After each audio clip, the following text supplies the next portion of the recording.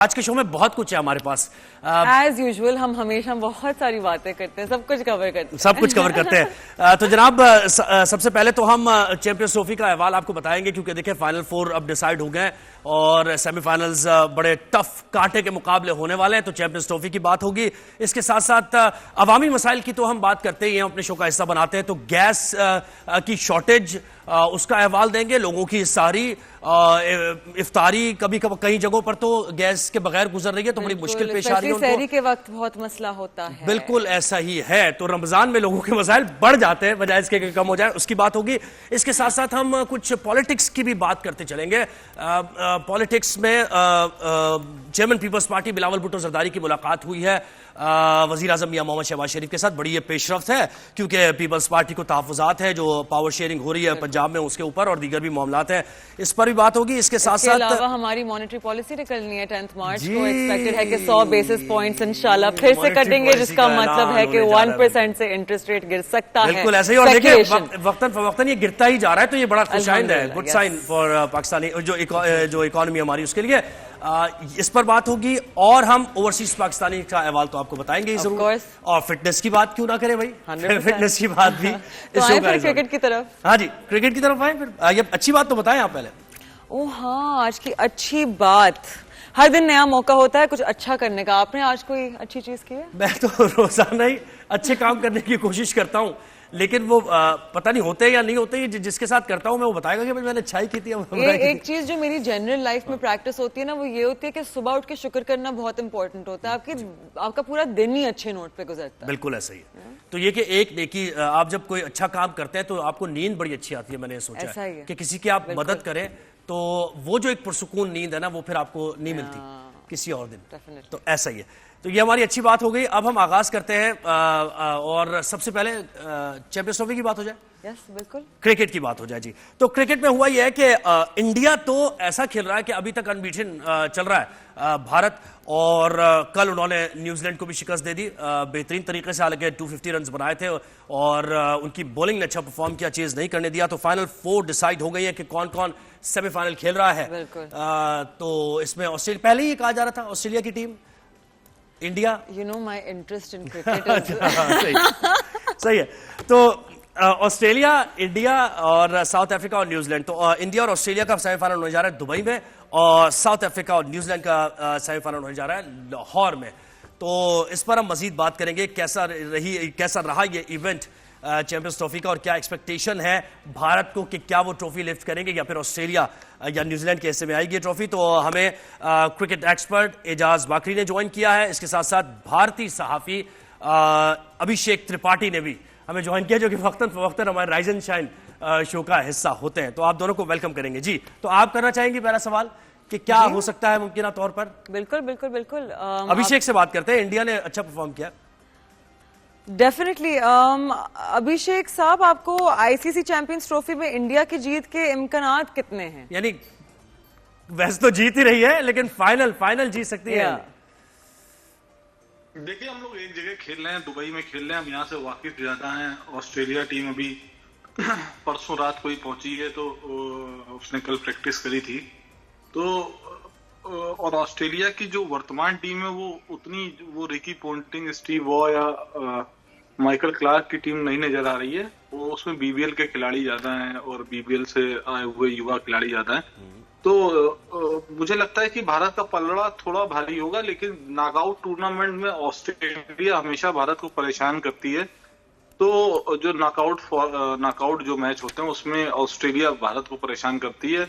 2023 world cup के final में भी ऑस्ट्रेलिया ने हमको हराया था, जबकि भारतीय टीम अपने ग्राउंड पे खेल रही थी, पिचेस उसके हिसाब से थी, टीम उसकी सारे मैच जीत के आई थी, जबकि ऑस्ट्रेलिया मतलब मुश्किल से पहुंची थी।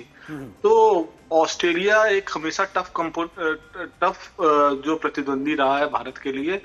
तो मुझे तो मामला जो है वो बराबरी का ही लग रहा है। भले ही भारत ने अच्छा परफॉर्मेंस किया, और बस एक ये है कि यहाँ पे स्पिन ट्रैक हैं, स्पिन को मदद मिल रही है और भारत के पास अच्छे स्पिनर हैं, जबकि ऑस्ट्रेलिया के पास उतने अच्छे स्पिनर नहीं है, एक पार्ट टाइम स्पिनर ज्यादा है। और कल के मैच में तो बड़ा जबरदस्त बॉल ग्रिप कर रहा था, और जो शार्प टर्न हो रहा था वो अनप्लेबल होता जाता। अच्छा एजाज, आप किस पर पहले बात करना चाहेंगे, पाकिस्तान टीम की परफॉर्मेंस और उसके बाद कोई तब्दीली की जो आ रही है खबरें ऐसी कि कुछ तब्दील किए जाएंगे, यंग प्लेयर्स को लाएंगे टीम में, या फिर इंडिया और ऑस्ट्रेलिया की और आईसीसी चैंपियंस ट्रॉफी के इवेंट्स की बात करना है? आपके ऊपर है, आप जिस पर बात आगाज करना चाहें। Thank you so much Zuhaib and Mashal. देखिए, जैसे सीक्वेंस में अभिषेक ने बात की है, इंडिया को गो के ये एडवांटेज हासिल है, लेकिन ऑस्ट्रेलिया वाला मैच, ऑस्ट्रेलिया की जो टीम ने टारगेट चेज किया यहाँ लाहौर में इंग्लैंड के खिलाफ, उस टारगेट चेज करने के बाद हम ये दावा कर सकते हैं कि ऑस्ट्रेलिया ठीक है, उनके जैसे अभिषेक ने बोला है कि बड़े स्टार प्लेयर उसमें नहीं है, कैप्टन भी नहीं है, बट आप देखें अगर टीम के अंदर नहीं है तो हेजलवुड नहीं है, इसके अलावा मिचेल स्टार्क नहीं है, और पैट कमिंस नहीं है, और स्टॉनिश नहीं है, तो ऑस्ट्रेलिया के फास्ट बॉलर्स ही नहीं है। बट दुबई में जैसे इंडिया कल 4 स्पिनर्स के साथ और एक और फास्ट बॉलिंग ऑलराउंडर हार्दिक और एक फास्ट बॉलर के साथ खेला है, तो मेरा ख्याल है कि इंडिया को एडवांटेज हासिल है। और फिर अभिषेक साहब को हमें इस बात की भी एडवांस में मुबारकबाद देनी चाहिए कि हमेशा से भारत जो है ना, वो पिछले 3-4 आईसीसी टूर्नामेंट्स के अंदर पहले ही उनको पता होता है। जैसे 2023 का वनडे वर्ल्ड कप इंडिया में हुआ तो ये पहले अनाउंस कर दिया गया कि इंडिया अगर सेमीफाइनल में पहुंचा तो इंडिया मुंबई में खेलेगा।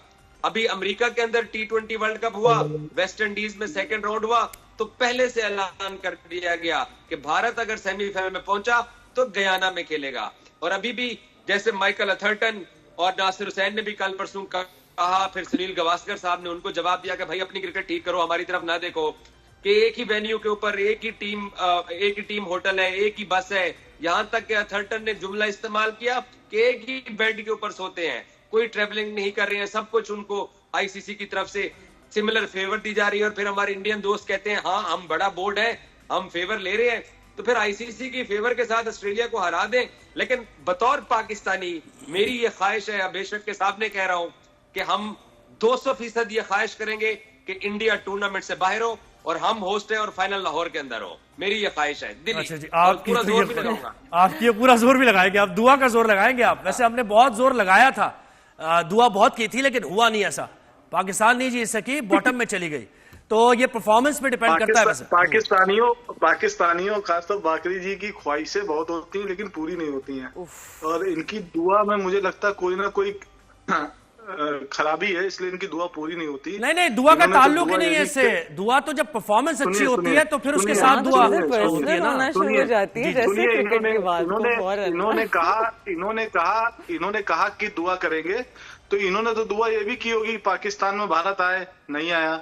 इन्होंने दुआ ये भी करी होगी कि पाकिस्तान ट्रॉफी जीते, नहीं हुआ। इन्होंने दुआ ये भी करी होगी पाकिस्तान 3 मैच जीते और सेमीफाइनल पहुंचे, नहीं हुआ। तो बाकरी साहब को अच्छी तरीके से दुआ करनी चाहिए, साफ मन से दुआ करनी चाहिए। बाकरी साहब का मन लगता है थोड़ा सा नहीं, आप बाकरी साहब को ये मशवरा दें कि दुआ के साथ दवा करें, पहले दवा भी करें ना टीम की परफॉर्मेंस। ये मशवरा है बाकरी साहब के लिए। ऐसे तो मतलब everything does not rely on a दुआ, वही तो कह रहा हूं। तो वैसे आपकी सोच अच्छी है एजाज साहब, लेकिन मैं जवाब देता हूं।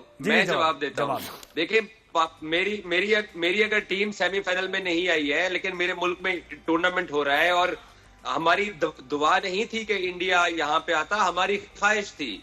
दुआ हम शायद करते तो इंडिया आ भी जाता, लेकिन अब हम दुआ कर रहे हैं कि चैंपियंस ट्रॉफी का फाइनल पाकिस्तान में हो, और ये हमारा हक है, हम होस्ट हैं, हमारा राइट है, और हमारी दुआ है कि इंडिया टूर्नामेंट से बाहर हो सेमीफाइनल में ऑस्ट्रेलिया के खिलाफ, और पाकिस्तान चैंपियंस ट्रॉफी का 9 मार्च को हम हक रखते हैं कि हम लाहौर में फाइनल होस्ट करें। नहीं, अगर इंडिया पहुंच जाती है तो हक नहीं है ना हमारा, ये तो पहले डिसाइडेड हो गया। अच्छा अभिषेक, आप इसी तरीके की सोच रखते हैं, इसीलिए पाकिस्तान टीम की हालत है जी।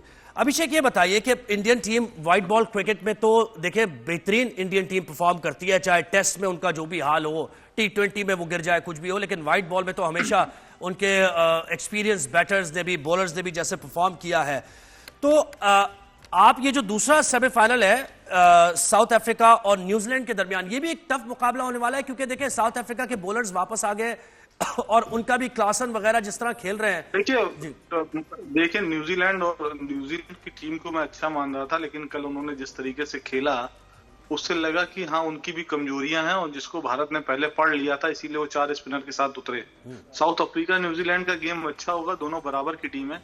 मैं थोड़ा सा एक जो बाकरी साहब ने सवाल उठाए तो उनको मैं बताना चाहूंगा, जब 2023 का वर्ल्ड कप हुआ तो इंडिया इकलौती ऐसी टीम थी जिसने 9 या 10 मैच 10 अलग अलग शहर में खेले। उसने सबसे ज्यादा ट्रैवल किया था। जब यहाँ वेस्ट इंडीज में जब मैच हुए और अमेरिका में मैच हुए तो इंडिया इकलौती ऐसी टीम थी जिसने अलग अलग वेन्यू में सारे मैच खेले। तो मुझे लगता है कि नॉलेज की कमी के कारण कुछ लोग ऐसे अनर्गल बयानबाजी करते हैं, उनको पता नहीं होता है। सिर्फ एक सेमीफाइनल फिक्स होना वो भी इसलिए फिक्स होता है क्योंकि मीडिया भी सबसे ज्यादा मीडिया ट्रेवल करती है इंडिया की। अगर आपको पहले पता ही नहीं होगा आप बुकिंग नहीं कर पाओगे, बहुत सारी चीजें नहीं कर पाओगे। तो और बहुत सारे सबसे ज्यादा फैंस जो होते हैं वो भारत के ट्रेवल करते हैं ऑल ओवर वर्ल्ड, तो उनको पता ही नहीं होगा तो वो बुकिंग नहीं कर पाएंगे। और इवन वेस्ट इंडीज में आधे से ज्यादा फैंस को सेमीफाइनल के उनके पास मैच के टिकट थे, फ्लाइट के टिकट नहीं मिल पाए थे क्योंकि वहां पे लिमिटेड फ्लाइट्स थी। तो जो लोग ट्रेवल नहीं करते, जिन लोगों को जानकारी नहीं है, वो ऐसे घर में बैठ के कुछ ना कुछ बोला करते हैं। सबसे ज्यादा ट्रेवल 2023 वर्ल्ड कप में भारतीय टीम ने किया था, सबसे ज्यादा ट्रेवल 2024 में किया था। यहाँ पे इस एक वेन्यू पे इसलिए खेल रहे हैं क्योंकि आप पाकिस्तान, हमारी सरकार ने मना किया है जाने के लिए, हम वहां जा नहीं पाए, इसलिए एक वेन्यू पे खेले। अगर हम पाकिस्तान जाते तो वहां भी अलग अलग वेन्यू पे खेलते, एक वेन्यू में नहीं खेलते, क्योंकि पाकिस्तान क्रिकेट बोर्ड चाहता कि वो ज्यादा से ज्यादा अपने वेन्यू पे भारत को खिला के पैसा कमाए। और बाकी बोर्ड भी यही चाहते हैं कि वो ज्यादा से ज्यादा जो भी नेशनल बोर्ड होते हैं, उनकी स्टेट बोर्ड जो होते हैं, वो चाहते हैं कि भारत का मैच वहां पे हो जिससे वो ज्यादा रेवेन्यू कमाए। तो इसलिए भारत सबसे ज्यादा ट्रेवल करता है। सिर्फ एक सेमीफाइनल फिक्स होने से कुछ नहीं होता। इसलिए मुझे कहता है बाकी साहब को अपनी जनरल नॉलेज थोड़ी ठीक कर लेनी चाहिए। इंग्लैंड के क्रिकेटरों को जवाब देता हूँ, खुदा का अभिषेक भाई, खुदा का खौफ कीजिए यार। क्या आप ये कह रहे हैं कि जनाब एयर टिकट्स लेने होते हैं या फैंस ने टिकट्स लेते हैं? भगवान के खौफ से ज्यादा खुश हूँ। अच्छा, मेरी बात सुने जी। ये आप ये कह रहे हैं कि जी ये जो अभी सऊदी अरब के अंदर फीफा फुटबॉल वर्ल्ड कप हुआ है, क्या इंडियन फैन इंटरनेशनल ज्यादा ट्रैवल करते हैं या फ्रांस, ब्राजील या इंग्लैंड के फैन ज्यादा ट्रैवल कर रहे हैं? अरे ट्रैवल से आगे निकलते हैं ना, सब कुछ वहां फिक्स चल रहा है। एजाज बाकी साहब ट्रैवल से आगे निकलते हैं, ट्रैवल से आगे निकलते हैं, परफॉर्मेंस की बात करते हैं। देखिए